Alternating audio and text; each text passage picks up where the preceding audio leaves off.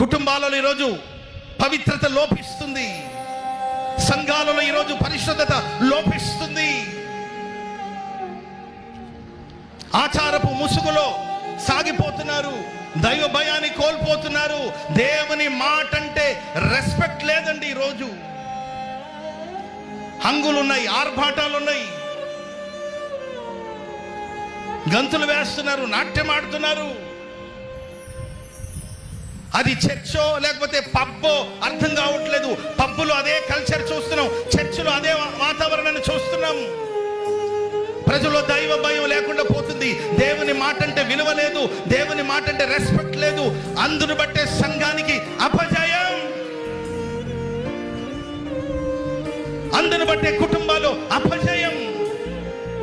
ఒకప్పుడు సాయంత్రం అయితే చాలు చక్కగా కూర్చొని ప్రార్థన చేసుకునేవాడు, కుటుంబ ప్రార్థన చేసేవాళ్ళు, అరుణోదయం లేచి దేవుని వెతికేవాడు, ప్రార్థించేవాళ్ళు. ఎక్కడి అనుభవాలు,